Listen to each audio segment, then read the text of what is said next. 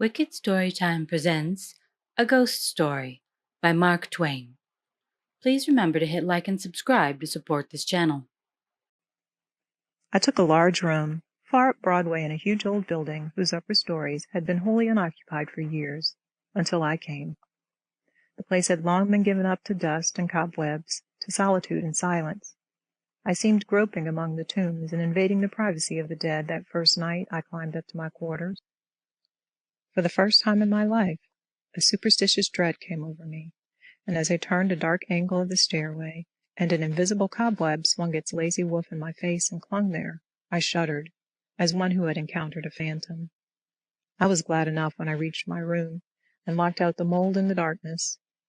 A cheery fire was burning in the grate, and I sat down before it with a comforting sense of relief.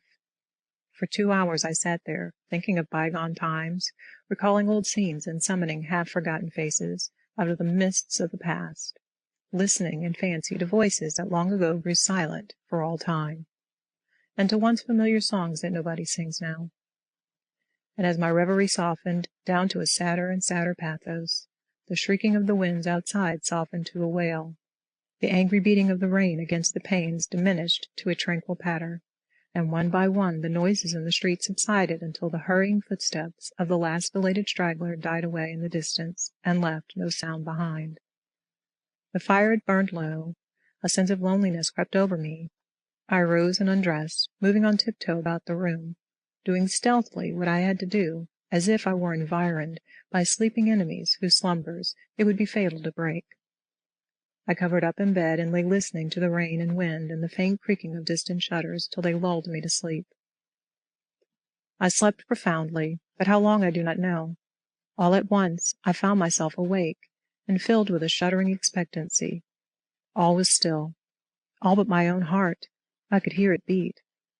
Presently the bedclothes began to slip away, slowly toward the foot of the bed, as if someone were pulling them. I could not stir. I could not speak. Still, the blankets slipped deliberately away till my breast was uncovered. Then with a great effort I seized them and drew them over my head. I waited, listened, waited. Once more that steady pull began, and once more I lay torpid a century of dragging seconds till my breast was naked again. At last I roused my energies and snatched the covers back to their place and held them with a strong grip. I waited. By and by I felt a faint tug and took a fresh grip. The tug strengthened to a steady strain. It grew stronger and stronger. My hold parted, and for the third time the blanket slid away. I groaned. An answering groan came from the foot of the bed. Beaded drops of sweat stood upon my forehead. I was more dead than alive. Presently I heard a heavy footstep in my room. The step of an elephant, it seemed to me. It was not like anything human, but it was moving from me. There was relief in that. I heard it approach the door, pass out without moving bolt or lock, and wander away among the dismal corridors, straining the floors and joists till they creaked again as it passed, and then silence reigned once more. When my excitement had calmed, I said to myself, "This is a dream, simply a hideous dream." And so I lay thinking it over until I convinced myself that it was a dream. And then a comforting laugh relaxed my lips, and I was happy again. I got up and struck a light, and when I found that the locks and bolts were just as I had left them, another soothing laugh welled in my heart and rippled from my lips. I took my pipe and lit it, and was just sitting down before the fire when, down with the pipe out of my nerveless fingers. The blood forsook my cheeks, and my placid breathing was cut short with a gasp. In the ashes, on the hearth, side by side with my own bare footprint, was another, so vast that in comparison mine was but an infant's. Then I had had a visitor, and the elephant tread was explained. I put out the light and returned to bed, palsied with fear. I lay a long time peering into the darkness and listening. Then I heard a grating noise overhead, like the dragging of a heavy body across the floor. Then the throwing down of the body and the shaking of my windows in response to the concussion. In distant parts of the building, I heard the muffled slamming of doors. I heard at intervals stealthy footsteps creeping in and out among the corridors and up and down the stairs. Sometimes these noises approached my door, hesitated, and went away again. I heard the clanking of chains faintly in remote passages, and listened while the clanking grew nearer, while it wearily climbed the stairs, marking each move by a loose surplus of chain that fell with an accented rattle upon each succeeding step, as the goblin that bore it advanced. I heard muttered sentences, half-uttered screams that seemed smothered violently, and the swish of invisible garments, the rush of invisible wings. Then I became conscious that my chamber was invaded, that I was not alone. I heard sighs and breathings about my bed, and mysterious whisperings. 3 little spheres of soft phosphorescent light appeared on the ceiling directly over my head, clung and glowed there a moment, and then dropped, 2 of them upon my face, and 1 upon the pillow. They spattered liquidly and felt warm. Intuition told me that they had turned to gouts of blood as they fell. I needed no light to satisfy myself of that. Then I saw pallid faces, dimly luminous, and white uplifted hands, floating, bodiless, in the air, floating a moment, and then disappearing. The whispering ceased, and the voices and the sounds, and a solemn stillness followed. I waited and listened. I felt that I must have light or die. I was weak with fear. I slowly raised myself toward a sitting posture, and my face came into contact with a clammy hand. All strength went from me, apparently, and I fell back like a stricken invalid. Then I heard the rustle of a garment. It seemed to pass to the door and go out. When everything was still once more, I crept out of bed, sick and feeble, and lit the gas, with a hand that trembled as if it were aged with 100 years. The light brought some little cheer to my spirits. I sat down and fell into a dreamy contemplation of that great footprint in the ashes. By and by, its outlines began to waver and grow dim. I glanced up, and the broad gas flame was slowly wilting away. In the same moment, I heard that elephantine tread again. I noted its approach, nearer and nearer, along the musty halls, and dimmer the light waned. The tread reached my very door and paused. The light had dwindled to a sickly blue, and all things about me lay in a spectral twilight. The door did not open, and yet I felt a faint gust of air fan my cheek, and presently was conscious of a huge, cloudy presence before me. I watched it with fascinated eyes.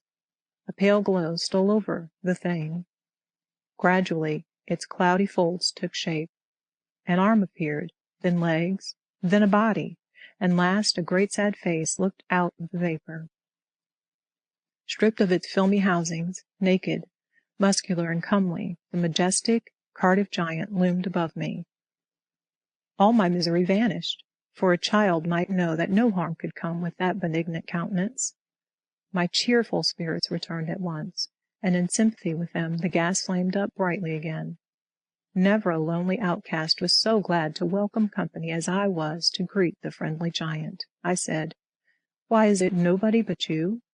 Do you know I've been scared to death for the last 2 or 3 hours? I am most honestly glad to see you. I wish I had a chair. Here, here, don't try to sit down in that thing." But it was too late. He was in it before I could stop him, and down he went. I never saw a chair shivered so in my life. "Stop, stop, you'll ruin Too late again. There was another crash, and another chair was resolved into its original elements. Confound it! Haven't you got any judgment at all? Do you want to ruin all the furniture on the place? Here, here, you petrified fool!" But it was no use. Before I could arrest him, he had sat down on the bed, and it was a melancholy ruin. Now, what sort of a way is that to do?